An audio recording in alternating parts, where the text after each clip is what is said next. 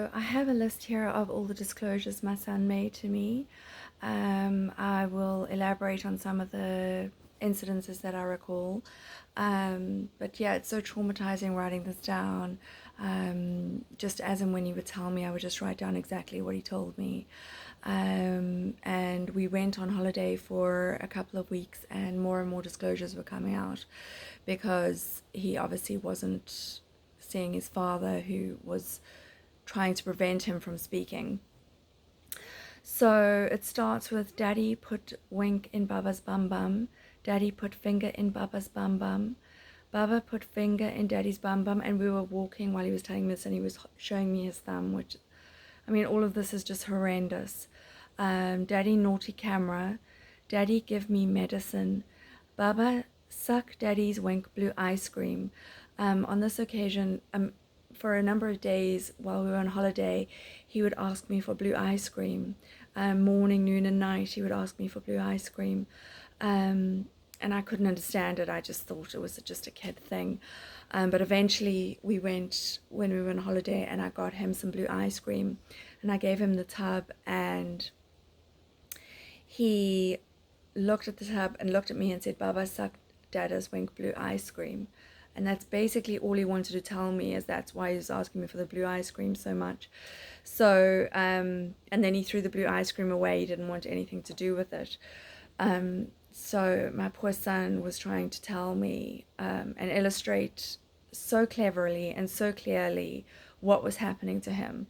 And the authorities could have taken the time. They could have heard this all themselves. And there's no way I could have coached or taught my son to say all of this. I mean, it would have been impossible. But yeah. Then Baba lick Daddy's wink. Water come out Daddy's wink. Take Baba clothes and nip off. Daddy tuck at Baba's wink. Daddy hurt Baba's wink. Daddy shower me. Daddy wash body. Now, his father had him for 7 hours a week, supervised by his brother. So there was no reason he needed to shower him or wash his body.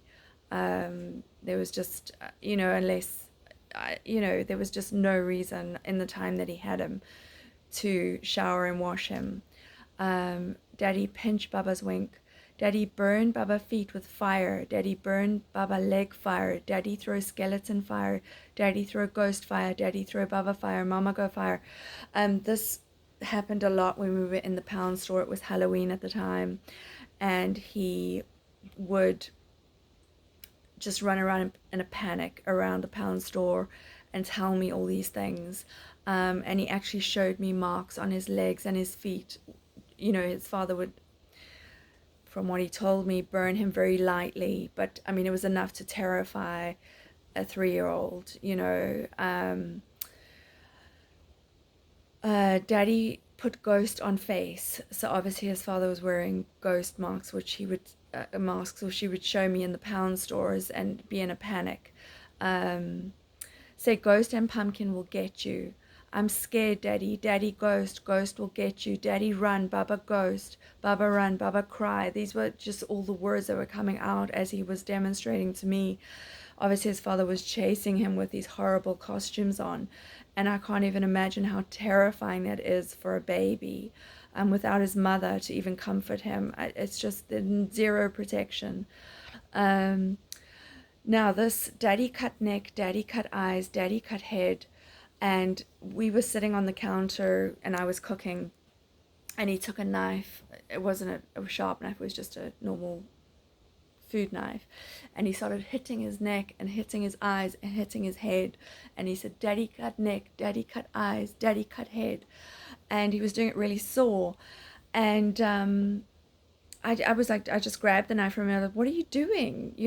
I was in shock. And the psychologist, I'd just previously gone to see the psychologist, and when I went in to meet with her, when she gave me this diagnosis after an hour that I was delusional, I said to her, look, my son has just disclosed to me that his father has said he's using a knife to threaten him to cut his neck and his eyes and his head.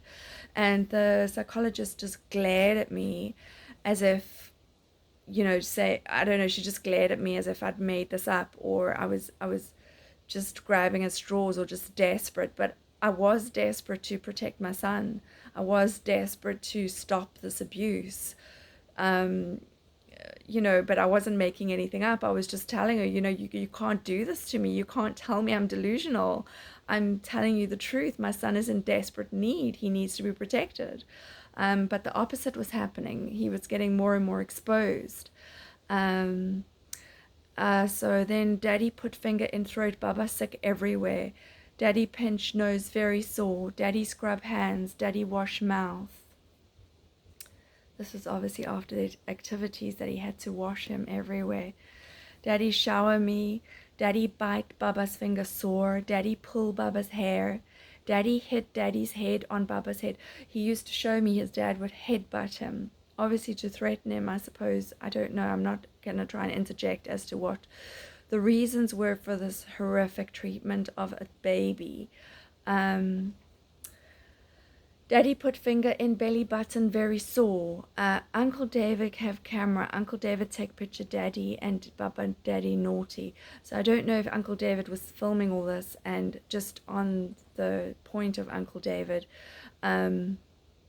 it seems to me that when a child is exposed and when a child is vulnerable and a man is that way inclined, they'll jump on the bandwagon. I mean, it's just unbelievable as to how many men are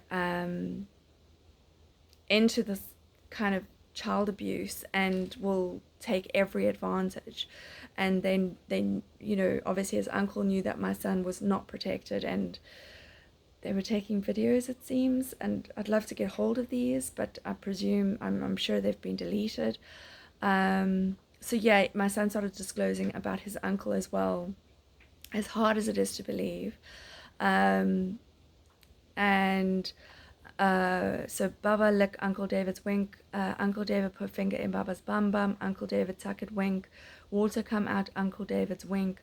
Uncle David burn Baba. Uncle David hit Baba knife on head. So yeah, then there's the 29th of the 9th, 2019. Daddy tuck wink on lawnmower. Daddy put finger in bum bum lawnmower. And then Daddy naughty TV Peppa Pig. Daddy put finger in bum bum. Baba cry Auntie Mel's house. Daddy put finger in bum bum. Water come out Daddy's wink. Baba and Daddy upstairs TV. Oh, sorry, these are different dates. 22nd of the 9th, 15th of the 9th. Daddy tuck it bum bum. Music TV. Baby Daddy fire downstairs. And then the 1st of the 9th, Daddy tuck wink on lawnmower. Daddy tuck it bum bum lawnmower.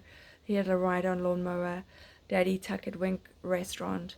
So in my YouTube videos I explain that his father, there's no limit to his grooming and his abuse. So yeah, I mean, I wish I didn't have to report this. I wish I didn't have to disclose this. I wish I didn't have to make videos about this.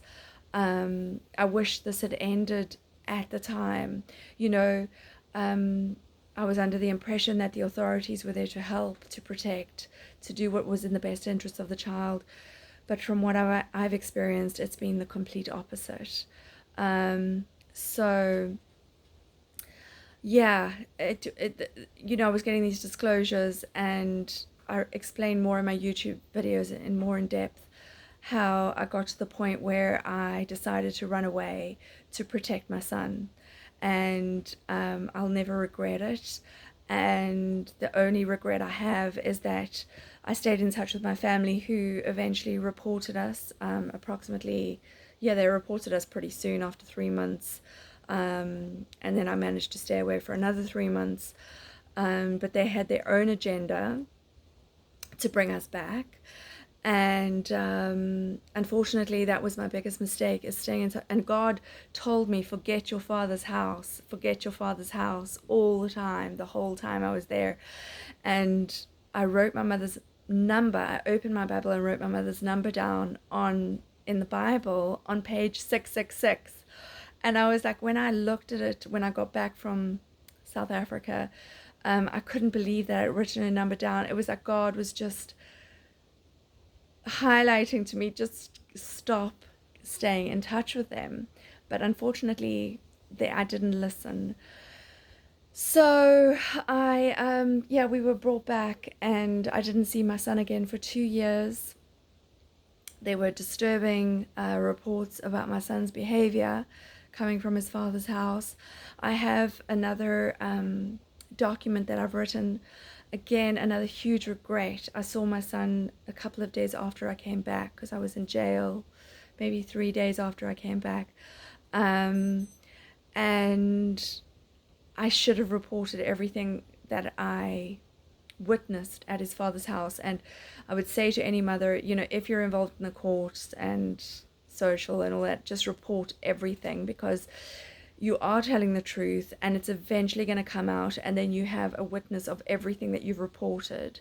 But if you're not involved in social services or the police or the courts, stay away. Don't go anywhere near them. So that's my advice. But um, yeah, it's my son has suffered so much, and I've seen so many children murdered, mothers in jail, mothers in psych units.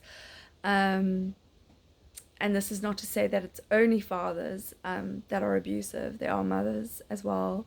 But when it comes to, I'd say, sexual abuse, it's predominantly the males.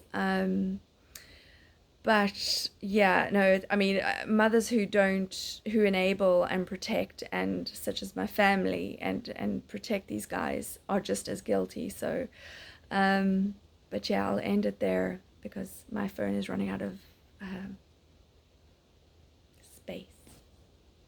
So I'll end it now.